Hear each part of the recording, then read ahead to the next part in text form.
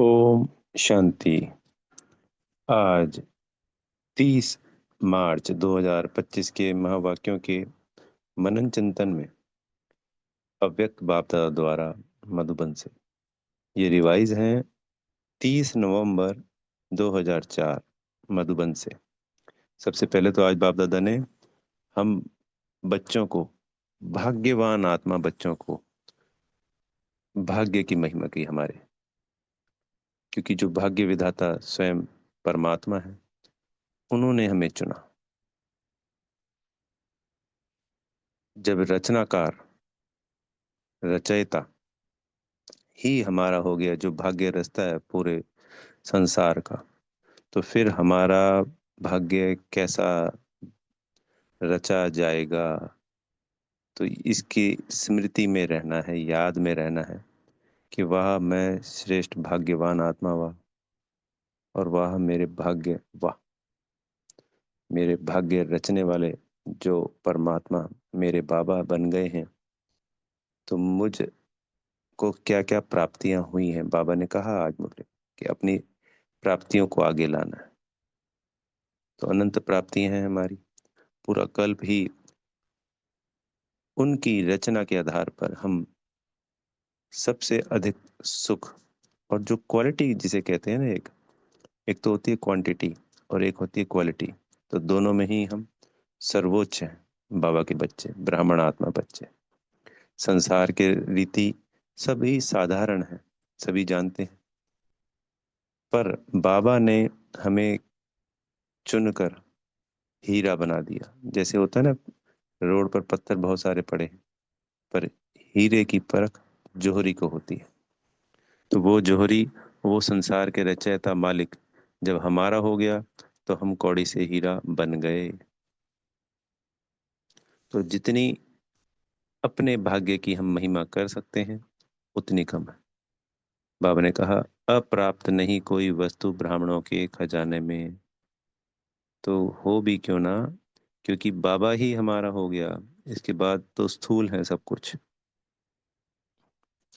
जब हम निराकार बच्चों को निराकार बाबा मिल गया, इतना वंडरफुल ज्ञान मिल गया, मुक्ति जीवन मुक्ति का वर्षा मिल गया, तो इससे ऊंच कोई हो नहीं सकता। तो ये हम बच्चों का दिव्य जन्म है, श्रेष्ठ भाग्य है। श्रेष्ठ तो क्या कहें, अपने आप में हर बच्चे का सर्वश्रेष्ठ भाग्य है संसार की रीति।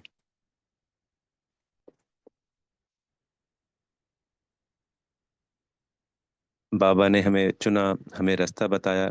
इस रास्ते पे हर बच्चा अपने भाग्य की रचना खुद करता है। रचनाकार बाबा है, पर पुरुषार्थ की बात है। तो जो जैसा पुरुषार्थ करता है, वो अपना भाग्य बना लेता है। तो आज हमें पता तो है ना कि भाई, भाग्य लिखने की कलम हमारे हाथ में दे दी बाबा ने।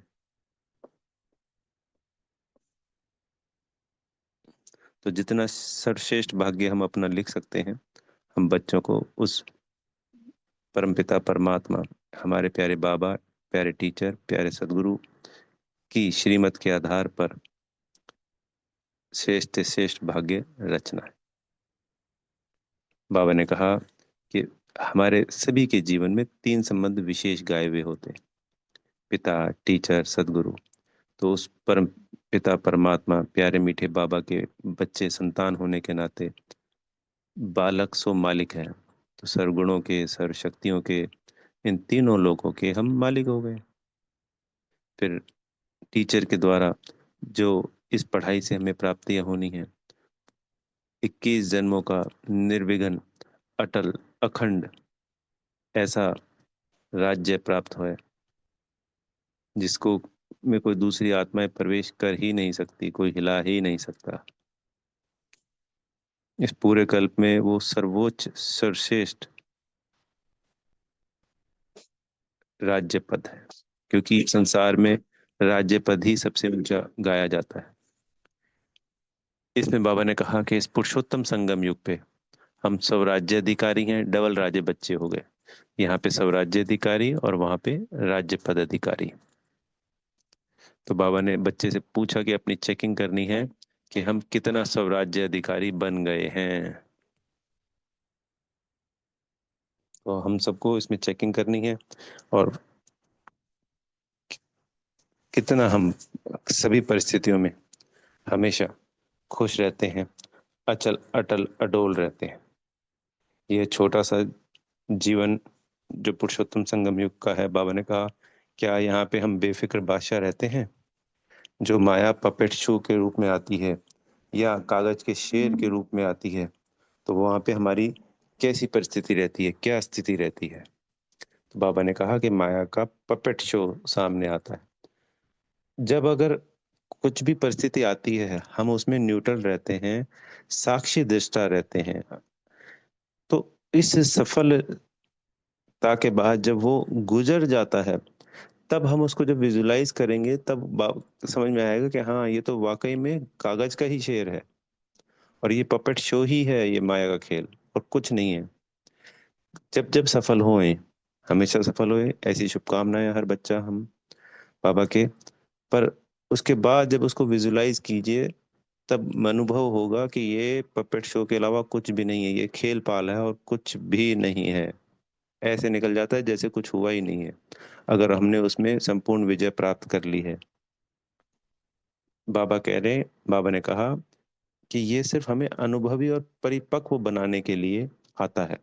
तो हम अपनी स्थिति को मजबूत तब कर पाएंगे जब ये परिस्थितियां आती हैं।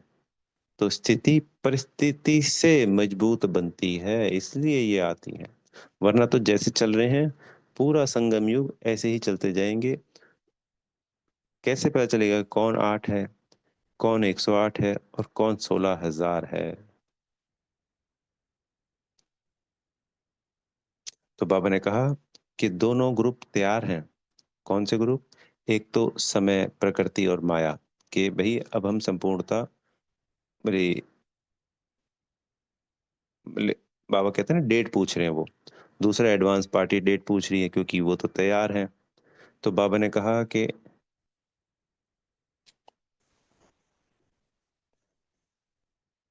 माया समझ गई है कि अब हमारा राज्य जाने वाला है। तो बाबा ने कहा इसकी डेट फिक्स करो। फॉरेन में तो 1 साल की डेट होती है, भारत में फास्ट है बच्चे, 6 महीने की डेट रखी जाती है। तो हमें अपनी संपन्नता की डेट, संपूर्ण और संपन्नता की डेट को फिक्स करना है। तो बाबा ने ये भी कहा कि ये अचानक होगा या डेट पे होगा। तो बाबा ने कहा अचानक होगा, पर अपना को संपूर्ण बाप दादा समान बनाने के लिए डेट फिक्स करना बहुत जरूरी है। क्योंकि अगर लक्ष्य नहीं रखते हैं डेट का, तो अलबेलापन आ जाता है, जिसके कारण फिर कभी संपन्नता, संपूर्ण वो कार्य पूरा ही नहीं होता है। तो डेट रखकर अपने मन में अपने लिए बाबा को सौंप देनी है, और उसके ऊपर अटेंशन देकर हमें संपन्न संपूर्ण बनना है। तो वो डेट हम अपनी मर्जी से जो भी फिक्स करेंगे, बाबा को अर्पण करेंगे। ऐसा हमें सबको करना है। कि ये जो बाबा ने कहा कि 108 बच्चे अपने चेहरे और चलन से नजर आए कि हाँ, ये बाप दादा समान बन गए हैं, इस बात की डेट कि संपन्न संपूर्ण हो गए हैं। बीकेएस को भी नजर आए कि हाँ, ये बाप दादा समान नजर आ रहे हैं। बाबा ने कहा कि जैसे आदि में ब्रह्मा बाप से श्री कृष्ण के साक्षात्कार होते थे, देवी देवताओं के साक्षात्कार होते थे, ऐसे ही आप सब बच्चों से भी दूसरों को वो अनुभूतियां, वो साक्षात्कार होने चाहिए, वो अनुभव होने चाहिए।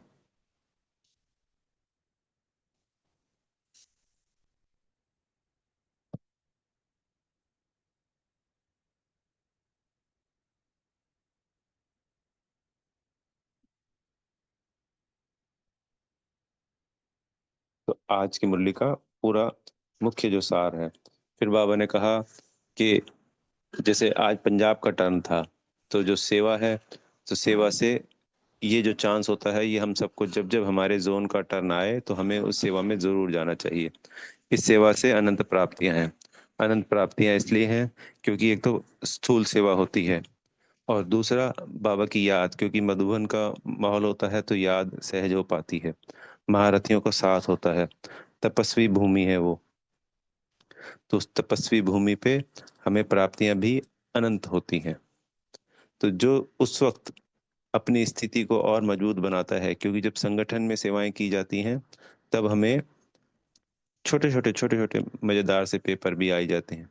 तो अपनी स्थिति को ऊंचा उठाने के लिए याद से और सेवा से, दोनों से बल मिलता है। तपस्वी भूमि होने की वजह से वो जो वायुमंडल वाइब्रेशंस है उसका हमको बेनिफिट्स मिलता है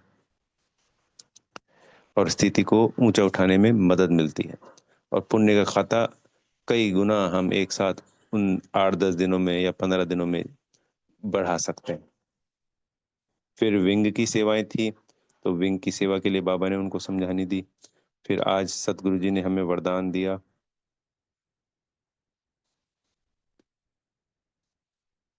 नम्रता और अथॉरिटी के बैलेंस द्वारा बाप को प्रत्यक्ष करने वाले विशेष सेवाधारी बनना है हमको। तो जब आप नम्रता और सत्यता की अथॉरिटी के बैलेंस से किसी को बाप का परिचय देंगे, तो हमारे बोल में, हमारे कर्म में नम्रता और सत्यता तो बिल्कुल अथॉरिटी के साथ, डरना या सामने वाला क्या सोचेगा ये नहीं सोचने होते, ये संकल्प नहीं चलाने होते। क्योंकि संसार में जो सत्य है वो सिर्फ हमारे पास ही है और किसी के पास है ही नहीं। तो जब हम इस नम्रता और सत्यता की अथॉरिटी के बैलेंस से किसी को भी बाबा का परिचय देंगे, तब इस रूप से बाबा की प्रत्यक्षता होगी। हमारे बोल, बाबा ने कहा, स्पष्ट होने चाहिए। जब हम ये कर्म कर रहे हैं उसमें स्नेह हो, नम्रता हो और मधुरता हो, महानता हो और सत्यता हो, तब बाबा की प्रत्यक्षता होगी। हमारे ही कर्मों के द्वारा बाबा की प्रत्यक्षता होनी है, चेहरे और चलन से। यही इसी पे मुरली थी और आज हमें यही वरदान मिला है। तो बोलते हुए बीच बीच में अनुभव कराते जाओ, जिससे लगन में मगन मूर्त अनुभव हो सामने वाले को। स्लोगन है, समय पर कोई साधन ना हो तो भी साधना में विघ्न ना पड़े। तो साधनों पे हमारी साधना डिपेंड ना हो।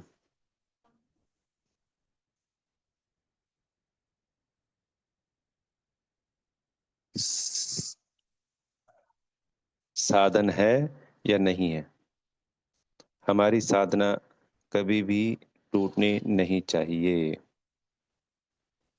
फिर आज अव्यक्त इशारे में था, क्रोध के ऊपर है कि बाबा ने कहा कि कोई कोई समझते हैं कि क्रोध शायद कोई विकार ही नहीं है, यह तो शस्त्र है।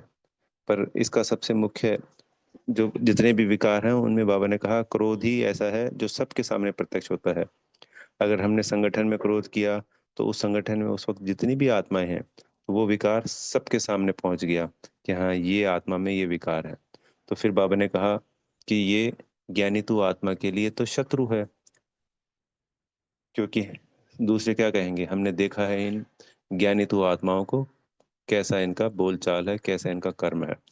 तो इस क्रोध के अंश मात्र को भी अपने सभ्यता पूर्वक व्यवहार द्वारा समाप्त करना है सदा सदा के लिए। तो इस पे खास अटेंशन बाबा ने दिलवाई है।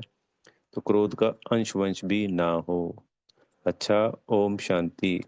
बेहद का धन्यवाद मेरे प्यारे मीठे माता पिता, बाप दादा जी का, आप सभी आत्मा भाइयों का, और दिल से बेहद की शुभकामनाएं, शुभ भावनाएं उस रचनाकार परमात्मा, प्यारे मीठे बाबा भाग्य विधाता की श्रीमत पर चल सभी आत्मा भाई अपना सर्वश्रेष्ठ भाग्य रच रहे हैं।